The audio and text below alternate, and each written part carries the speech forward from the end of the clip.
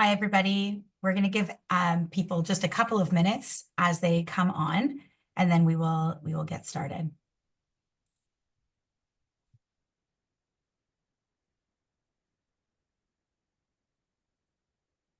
Just waiting as people filter into our Zoom room.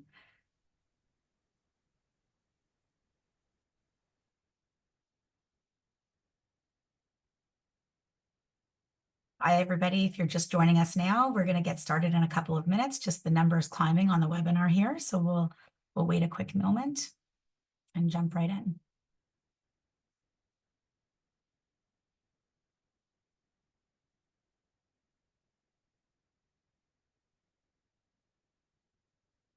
Numbers still going up. Lots of people coming to the walk this year. So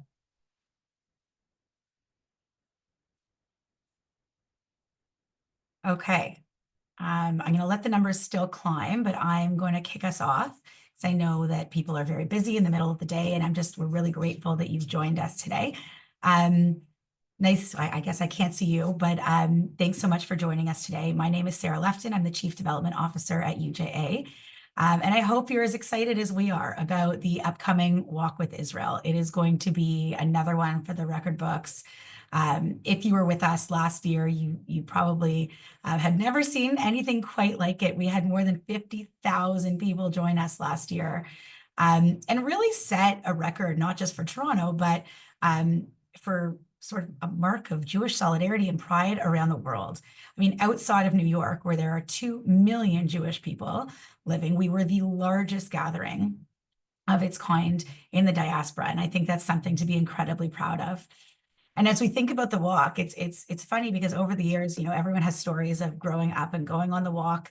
It used to be about, I think, 28 kilometers at one point. It is not now, as you know. But it's always been a part of who we are as a community. But I think that it represents so much more now.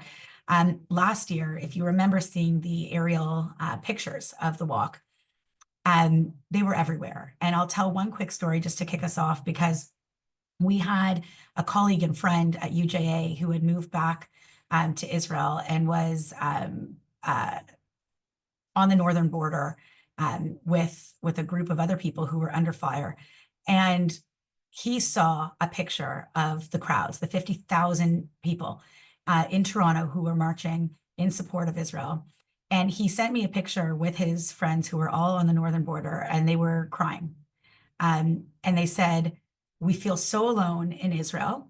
And when we saw the pictures coming out of Toronto, I will tell you, it gave us the drive of energy that we needed and the feeling that we are part of a bigger Jewish people to keep going up here. And for me, it was a real moment of recognition that it is about solidarity of our Toronto Jewish community, and it's for our children and for all generations to come together and recognize that, like, we are part of something bigger. But it's also become a really meaningful moment for Israelis who are looking in the diaspora and who are looking around the world and who feel increasingly isolated. And when they see us and they see our community and they see what we are doing, it gives them that energy to keep going. So let's keep that with us as we go into this year. It's going to be, as I said, another huge year. Registration is at an all-time high. We are actually, and I didn't know this was possible, I don't want to jinx it, but we are actually way further ahead. We're more than double the registration already this year than we were last year, this many days out from the walk. So we are on track to have another extraordinarily large, meaningful, exciting day. And I think even more meaningful that it's on Erev Yom Yerushalayim this year, and really just a beautiful lead-in.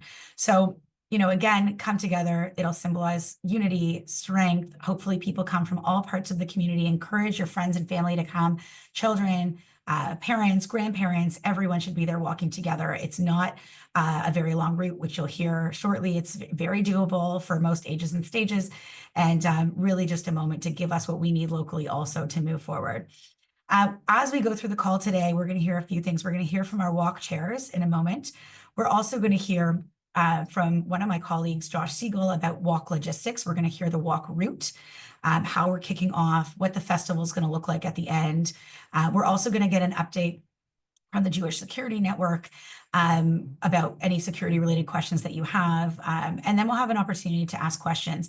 I would ask you now that throughout the chat, if you have any questions, please just drop them in the box at the bottom, the Q&A, and we're happy to get to them at the last part of our call. So with that, and just before we move on, I also want to announce our fundraising goals. So most of you, if you're registered already, you know that we are still raising critical funds for Israel right now.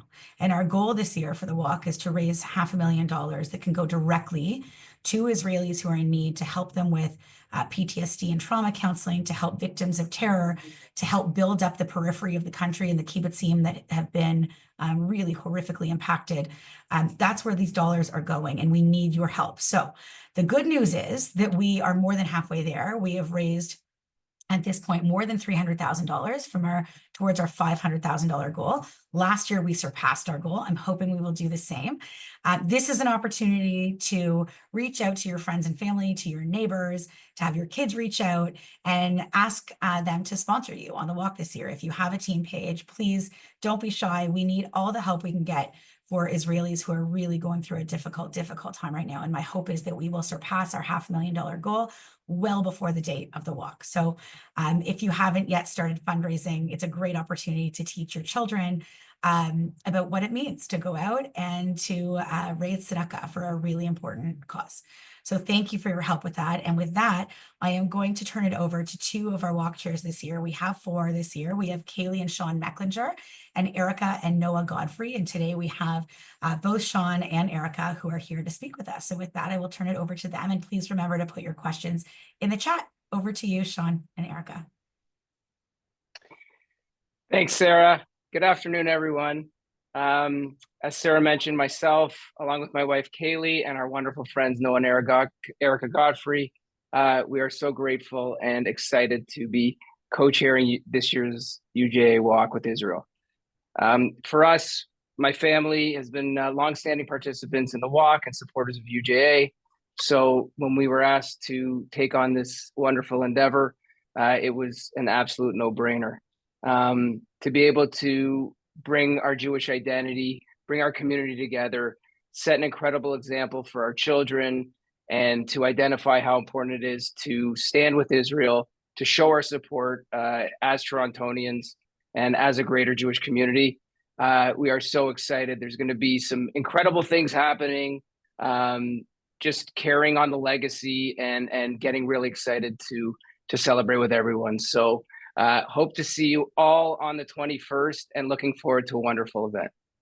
Thanks, Sean. Hi, everyone. I'm Erica. I wanted to just add to what Sean is saying, which I think is one of the most important. We're so excited, but one of the things that's so exciting for us specifically is I think like what Sean said is the legacy that we can, this event is one of the special events in the way that it allows your whole family to come. And I think a lot of events that we all go to are just, you know, adults only or just geared to kids. This is so nice because we can actually all be together and pass the torch to like the next generation. And so many teens this year are coming. I know we've been working really hard to get a lot of the schools out and private schools to like be really involved. And I think it's really exciting to see the teens who maybe before weren't as excited about, you know, they didn't know as much about this event and now they're like really into it. So we're really excited to be able to like bring all and the same Sarah was saying, all generations together to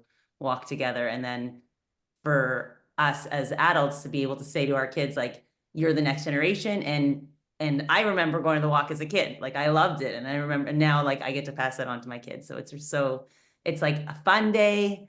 It's going to be like, it's all positivity, so exciting. And it's just really nice to be able to be part of something so happy and optimistic.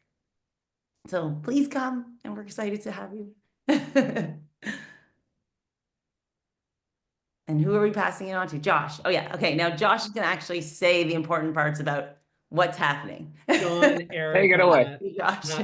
To both of you and to your incredible spouses. Kaylee's actually right now out promoting the walk. So she's doing some hard work right now as we're here doing a webinar. Thank you for your energy, enthusiasm, guidance, and support in shaping the 2025 walk. As Sarah mentioned, Walk 2025 is shaping up to be our biggest and most exciting walk yet. And honestly, a large part of that is because of the chairs that we have. So thank you so much for everything that you've brought to this. With that, let's get into the logistics and make sure that everyone knows what to expect between now and the big day, Sunday, May 25th. We'll start with walk kit pickups. So for those of you that registered for the walk before May 11th, your kit is in the mail. I know some of you have already received it, and thank you for sharing on social media. We love the energy and enthusiasm that everyone has to don those shirts and get ready to wave those flags at the walk. If you registered for the walk after May 11th, on May 20th, 21st, and 22nd, you'll have the opportunity to come pick up your kits here at the UJA campus, 4600 Bathurst Street. Check your email and check out walkwithisrael.com for times that you can come to pick up those kits. And if you haven't registered, although you can just show up day of, don't risk missing out. Register today, get your kits. This is going to be an incredible walk. So let's talk about where we're walking and where we're kicking off. A huge thank you to our friends at Temple Sinai Congregation of Toronto. The walk kickoff will be held on their parking lot at Wilson Avenue and Avenue Road. It's a beautiful, warm, and welcoming starting point for all of us. If you know the area, there is some parking available in the surrounding area, but if you've ever been to a walk before, you definitely know you want to carpool, think about Ubering. We've got lots of people coming, so make sure you're coming early and you're coming in a way that make sure you have time to get to the festivities. We are going to be offering limited shuttle buses this year from various points throughout our community. You can check the walk website for more information on where those shuttles are coming from and how to register. Now, on to the really fun stuff. What's happening at the walk kickoff? We've got a morning stretch starting at 9 a.m. with our good friends from the JCC. They're going to get you limber and ready to go. And then it's all about bringing energy. Walk 2025 is about really tapping into our Jewish joy, our Jewish pride, and who better to bring the energy and get us hyped up than our good friends, the Megan Boys. They've got their hype crew and some incredible talent ready to blow that horn and get us walking by 10 a.m. I promise you, you are not going to want to miss out on this pre-walk hype. For a route, so we start at Temple Sinai. From there, we're going to head out to Bathurst, and then we walk, dance, and sing our way north up Bathurst Street. We've all seen the beautiful images of tens of thousands of Jews and allies walking proud from last year, and we want 2025 to surpass that incredible community moment.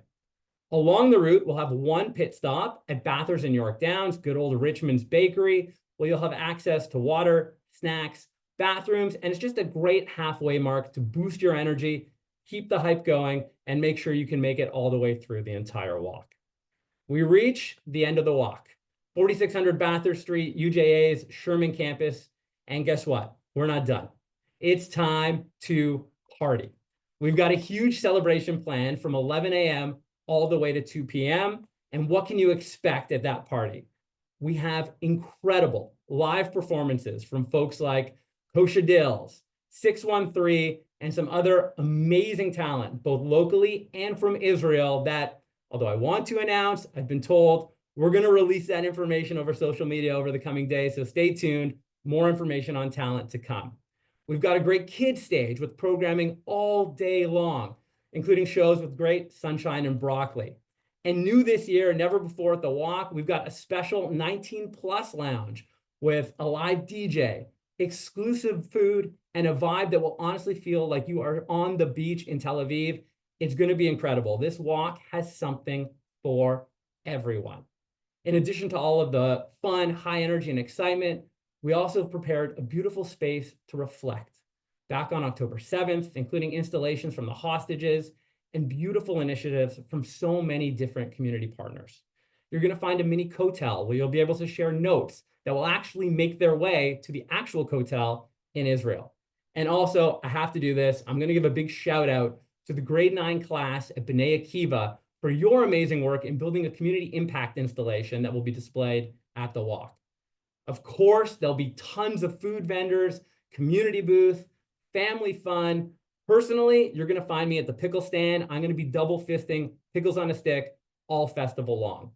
For more details, head to the Walk website, walkwithisrael.com, and stay tuned to UJA's social media feeds for more big announcements on talent, entertainment, and everything you can expect for May 25th.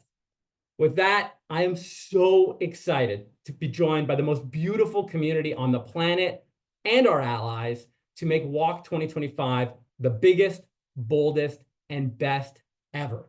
So that's all the fun. But you know, it's more than fun. We want to make sure we're doing this in a safe, secure, and fun way. So for that, I'm going to pass it over to Javon Greenblatt, the head of the Jewish Security Network, who's going to walk you through all the safety and security updates to make sure that when we celebrate, we do it in a way that takes safety as a #1 priority. Javon, over to you, my friend. Thanks, Josh. Great to meet everyone. I'm Javon Greenblatt, the CEO of the Jewish Security Network. Recently arrived in Toronto from South Africa after a 30-year career in protecting the Jewish community of Johannesburg. The JSN, just very quickly, was established a year ago. It's done amazing work to establish itself within the community and make a difference to the safety and security of the Toronto Jewish community.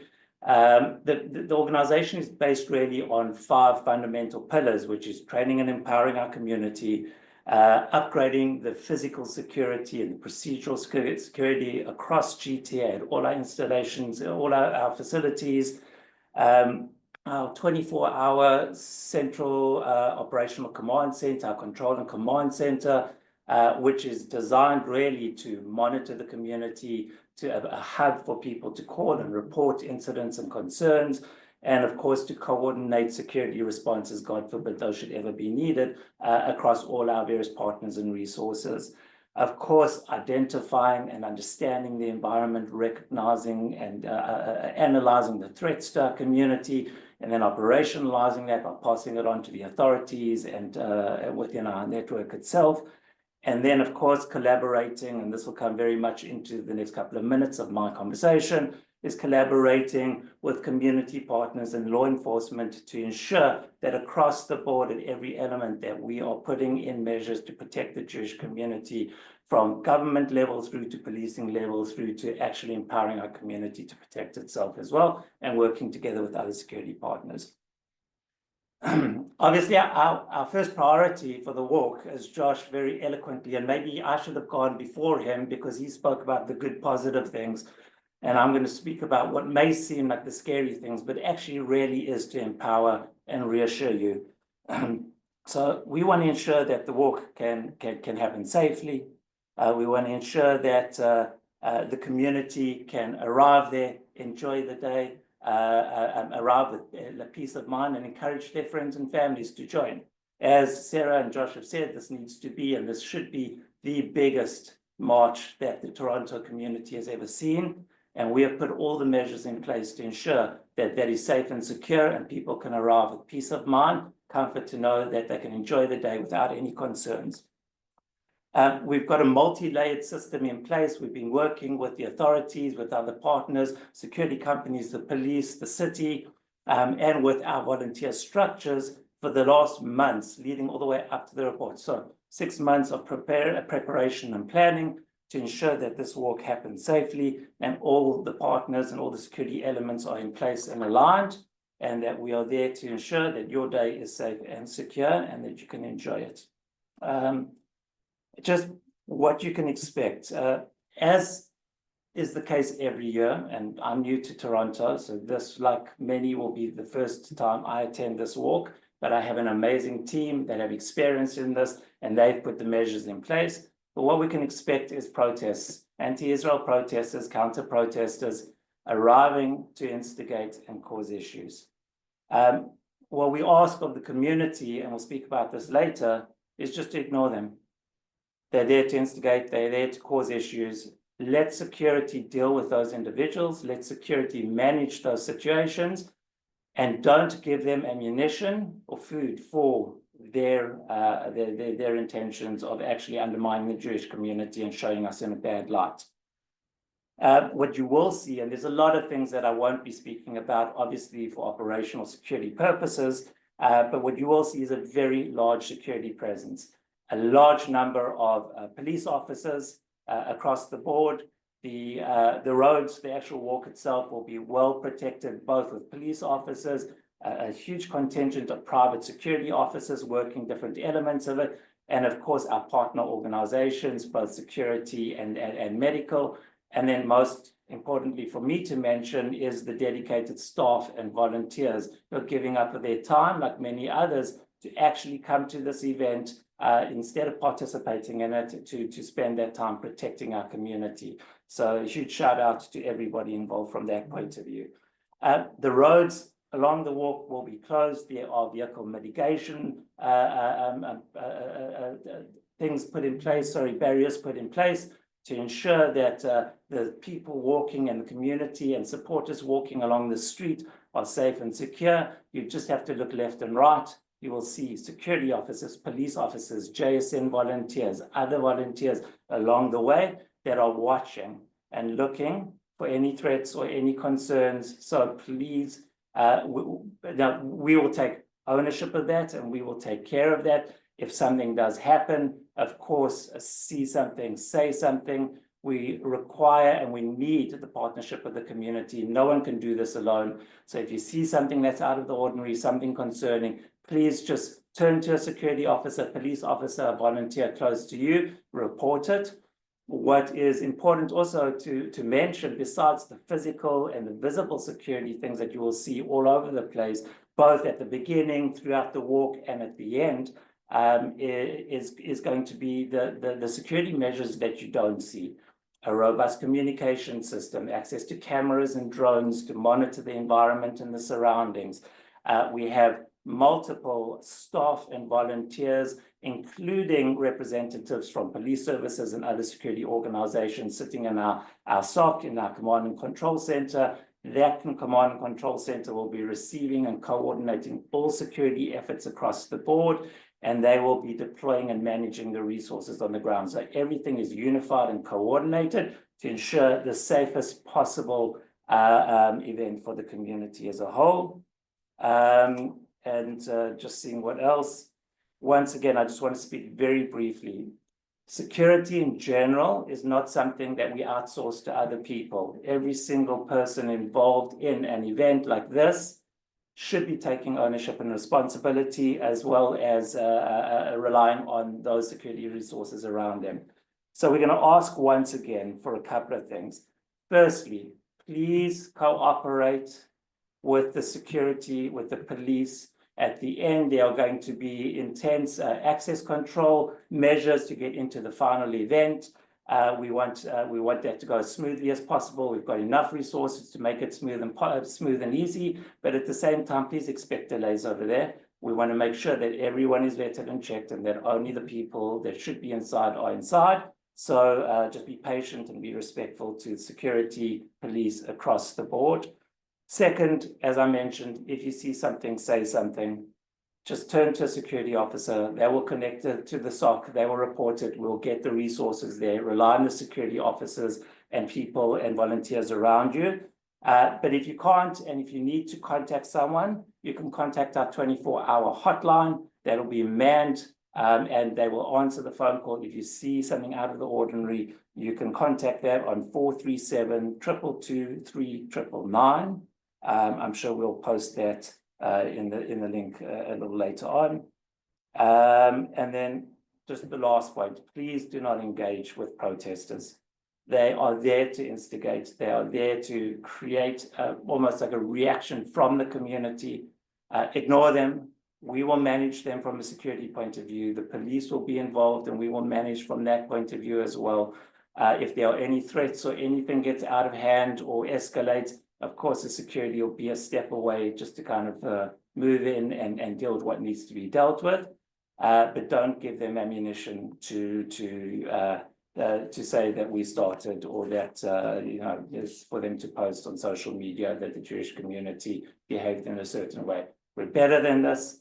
Let's show them that we are proud. We're proud to support Israel and that our community is there unified and strong with a single purpose to support each other and to support Israel. On that note, I just want to thank you for attending the seminar. I want to thank you for being at the walk, supporting the community, and supporting Israel. And of course, most importantly, we support the security officers, and especially the volunteers who are giving up their time to keep all of us safe and secure at this event. And with that, I'll hand back to Sarah, and any questions I'll answer at a later stage. Sorry, I was muted, everybody. Thank you so much. So I have a number of questions pouring in, and actually for Javon first, if we can go there first. Thanks, Yeah. Javon. Many questions actually about barriers along the routes, and I'm just wondering if you can shed some light. People are wondering, I guess I'll ask a couple of these questions sort of in one. So number one, about the barriers along the routes, are they sort of light fencing? Is it police? If you can shed some light. The other question that is also about sort of security along the route is what's going to happen at that Bathurst and Shepherd intersection. Last year, there was quite a bit of crowding of protesters, so people had to walk through the protesters to get down the hill. Anything you can share with us about those things? So once again, we've got a much larger security presence at that Bathurst and Shepherd area. Once it's public space, we've got to manage this, but there are specific resources available. There are various security companies and police resources that are working with us, specialists in this field, that will be dealing with the protesters and managing that and keeping them separate from our community from that point of view. Regarding the route itself, it is totally blocked off and sealed and secured. We're using vehicle crash barriers along the whole way, bringing in large vehicles to protect certain elements of it. There will be police officers at every single road and intersection alongside security, managing that. So from what police can do versus what private security can do. Yes, I know that there is a lot of concern, and let's speak about the elephant in the room, is the incident that happened in Vancouver. The police and the city have listened to us, have put the measures in place, and the barriers and the resources from people through to the physical security have been designed to ensure that that cannot happen at the walk. Thank you. And just while we're on security, maybe Javon will get through the security questions first, and then I'll move. That's okay. And then we can move to the positive stuff that Josh. Then we can move to the positive, but it's okay. It's positive that we have Jewish Security Network, JSN, and that you're so on top of it with police. We're grateful. Can we just talk about the festival itself for a minute? People coming into the festival itself, how is that process going to work? Last year, I think because people see some security and they don't see others, they don't necessarily always appreciate the full gamut of what we have going on. But are people going to have to line up, have bags checked? Like, how does that work streaming into the property? So there will be checks throughout. Obviously, there's security personnel that will be operating alongside our volunteers, and known community members will be processed through the system. So to kind of assist with speeding it up. I think once again, I speak about it, that it's better to just have a little delay and ensure that that the people inside and that the systems themselves are secure and safe. There will be access control measures, including bag checks and metal detector checks and things like that. That will take a little bit of time. Pre-registration for people who have registered up front, they will be able to kind of go through certain entrances. Of course, they will still be checked and monitored. And those that are signing up on the day will go through a different entrance and manage it from that point of view. So we are splitting it into different access points in order to ensure that we can get more people in there. Once again, because we are utilizing various different security companies, we have a much more intense security presence. You will see it, including things like drones. The actual event itself is fenced off. So there will be fencing, there will be security officers and police officers along the entire barrier. And we'll have multiple layers to ensure that people are vetted and checked as they go in to kind of speed up the process as quick as possible. Once again, rather safe than sorry. So just people are going to have to arrive with that, the attitude of having fun, enjoying the day. We will protect them as they're waiting to go inside, so they don't have to worry about that. And the party can start right from the beginning to the end. It doesn't make a difference whether you're on the outside or the inside. We'll worry about the security. Just enjoy the day wherever you are and whatever you're waiting for.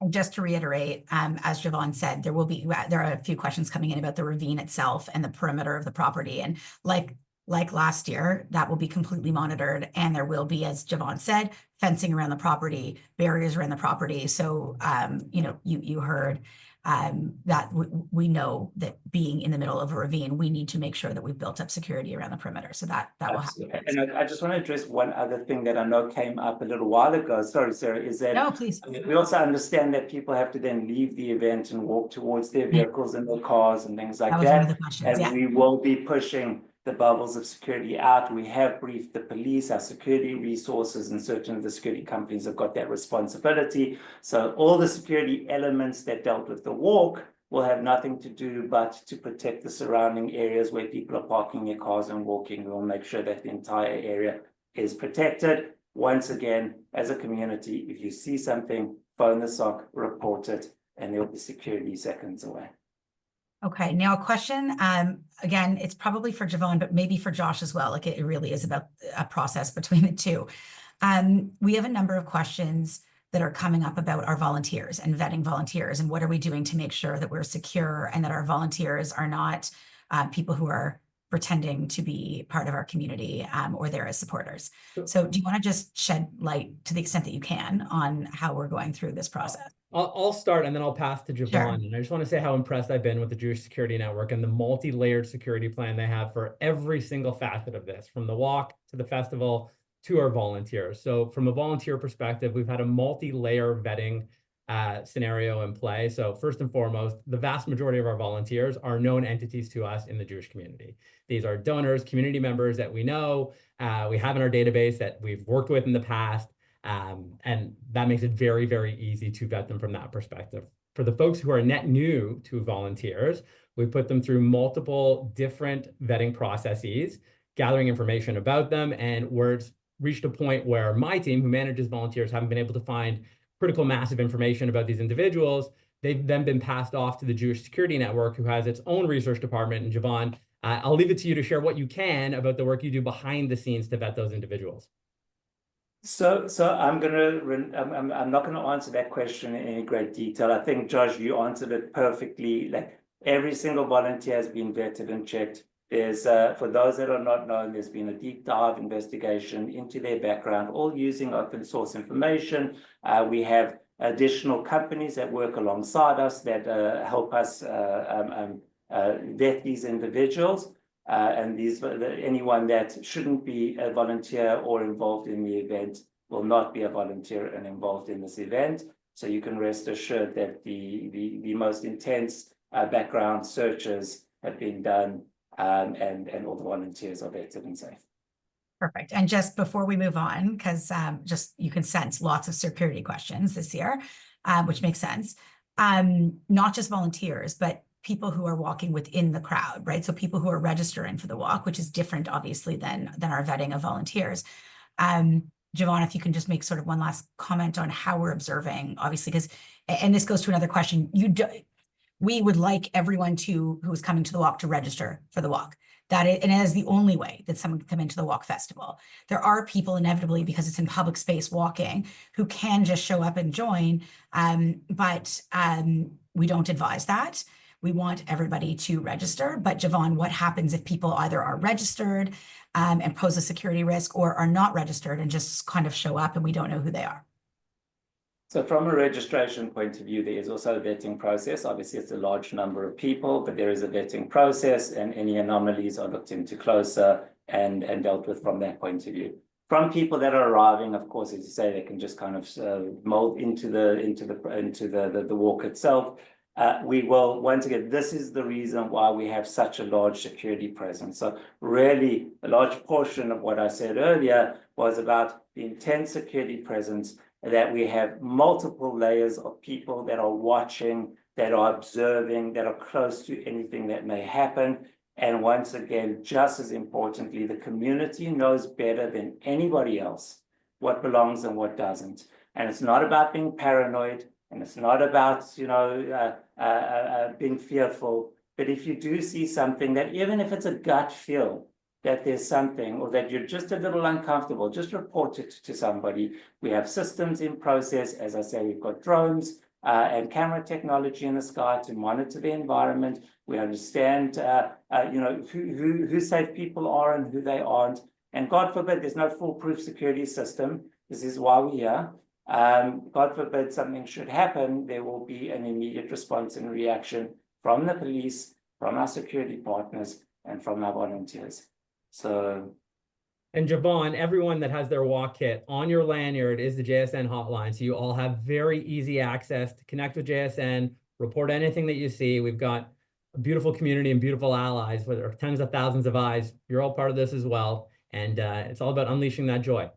Yeah, and we really are the best people to spot an issue are members of our community who know when they walk around what looks suspicious. And it's part of the reason why, not for this call, but why we're investing so much through JSN to build out volunteer securities teams, because really and truly, whether it's at a school or on the Walk with Israel or anywhere, it's the eyes and ears of our community that can actually spot an issue.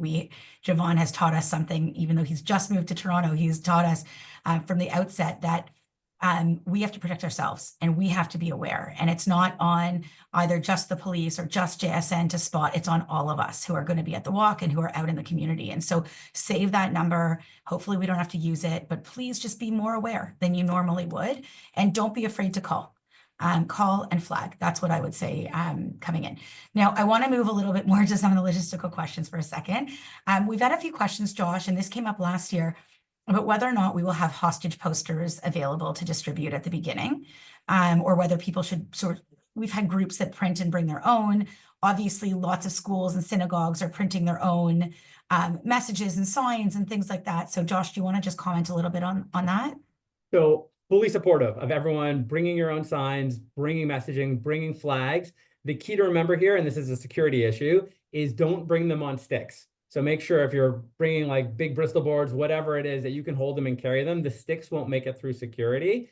In your kits, we've got Israeli flags, Canadian flags. So we're equipping everyone with those, but feel free to print and bring your own posters for your own groups. Great. We also have a question about text messaging. We had a few questions about text messaging. Last year, there was a service that people could sign up to. So if there was some sort of a community alert, UJ or JSN could push out an alert to the crowd. Do we have something similar this year? Yes, we do. So we've got your numbers as you register for the walk. So we're able to push out to everyone that's registered with any critical information. Absolutely. Great. Josh, just confirm what time the festival ends for us. 2 p.m. So the festival itself is 11 a.m. to 2 p.m. Great. And just busing, Josh, when will times be available on the busing route? So let's talk logistics on both parking and busing. So from a parking perspective, for the walk kickoff, there is no designated parking, but there is parking available in the surrounding neighborhoods. So this is Toronto. It's a large scale event. We're all used to figuring out our way, carpool, use TTC, all of that fun stuff. There will be shuttle buses available. I believe you could find the shuttle bus registration either in the comments, and if it's not there yet, you will find it on the Walk with Israel website. You must register for a shuttle bus if you want a spot on the shuttle bus. There will be multiple times where the shuttle buses take you back to the community location that you got picked up on. You got to make sure that you're at the shuttle bus for those times. The buses won't wait for you. Obviously, some crazy logistics behind that. And a huge thank you again to JSN and the security team for making sure that the logistics around security for those shuttle buses has been absolutely phenomenal and well thought out as well. Lots of questions just to clarify the sticks and the poles and all that stuff with signs. I get it, especially because people want to bring flags. So let's be really specific for a second. So maybe Javon or Josh, can you confirm, because I know like a plastic flag, like a, I think it's about security using their judgment. Like if someone's walking through with, like a straw with a flag or something like that, I maybe you guys can comment on what will be let through and what won't.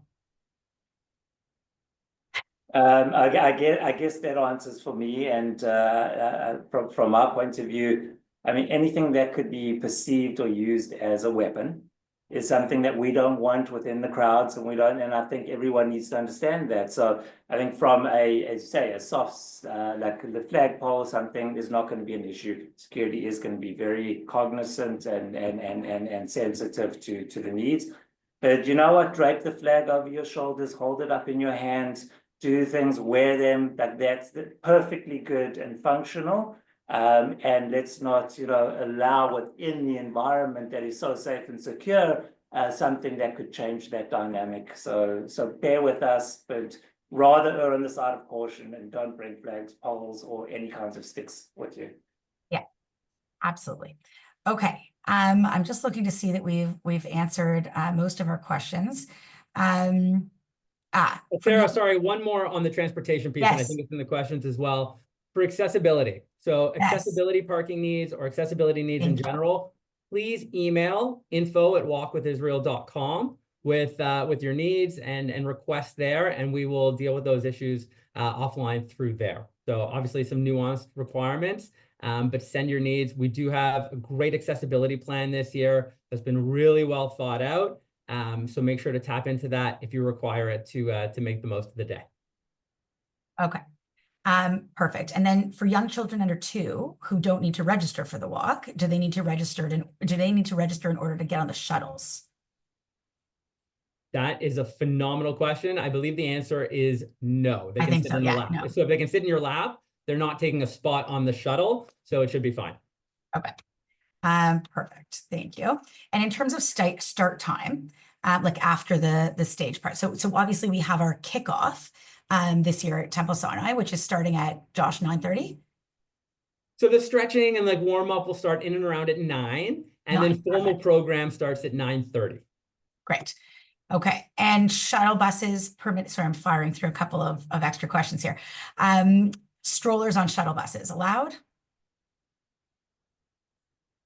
Let me check with my logistical team. The answer is yes. Okay. Strollers on shuttle buses are good. Foldable. So obviously be cognizant. We're trying to make sure we can fill up those shuttle buses. So foldable strollers. Perfect.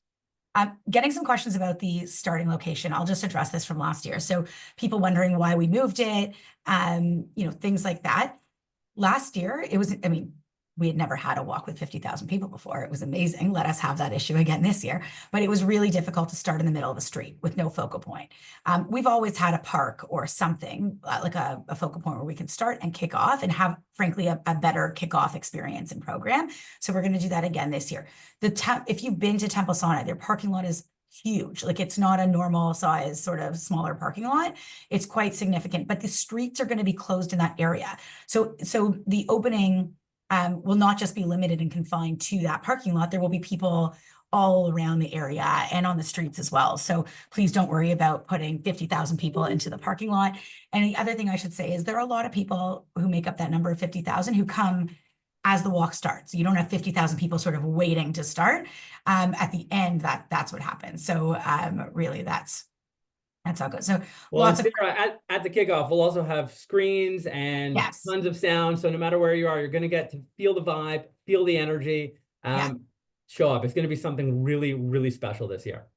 Okay, amazing. So I'm going to kick off with I'm going to wrap with just a few things, but I'm just looking to see if there's anything else that we've missed here. I think that we've covered most. Yeah, I think we've covered most. So if people have other questions, obviously there's a message in the chat with an email address. Please send your questions in. We're happy to respond and get you as much information as you need. Please encourage people to register early. There are a lot of people, friends, family, colleagues, people from school and your kids' classes who are all planning on coming but haven't registered yet. It is much easier, I'm sure most of you know, for us to plan if we can anticipate numbers and anticipate sort of who people are. And as they come, it gives us more time to vet, gives us more time to plan. So please encourage people to register as early as possible. Bring allies, bring friends, bring non-Jewish colleagues. We need all the support that we can get. I've actually had a lot more interest this year from allies. We have a new organization. I'm sure many of you are familiar with it now that UJ has funded called Allies for a Strong Canada.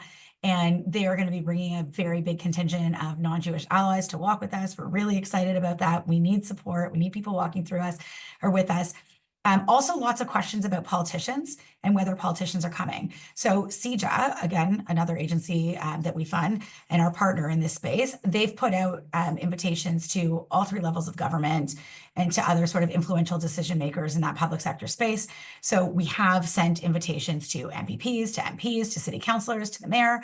I can't confirm yet who's coming. But my hope is that many of them will show up to show their support. They should be there. We need them to be there and to walk with us. If you have relationships with politicians at any level of government, I would strongly urge you to encourage them to come and to walk with us, because we need them there. So please do that. And if we can announce before the date, we will. And in terms of numbers, oh, sorry, I had one more question, which is still, if we haven't answered whether you can join the walk midstream. The answer is yes. It's easier to start at the beginning, but if you can't get there, if you're concerned about walking the whole route, if anything like that is the case, you will be able to. It's just because of the barriers, it's more difficult to join halfway or along the route. So strongly encourage you to start from the very beginning. But if you need to join along the route, obviously you're going to park somewhere in the neighborhood, and yes, you can pop in there. So just a lot of questions about the turnout from people who maybe didn't hear me at the beginning of the call. So we've had a phenomenal uptake on registration so far. We are more than double the registration this many days out from where we were last year.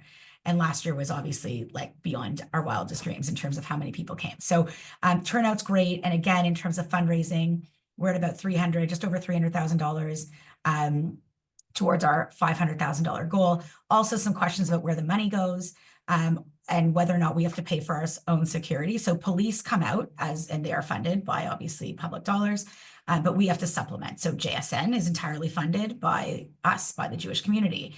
So that's one. And so Javon and his team and, growing team, they're doing fabulous work, but no, it's not inexpensive. It is unfortunately very expensive for us to have to secure our own community. This is something that the UK and South Africa and France has been dealing with for years. And now it's Toronto too.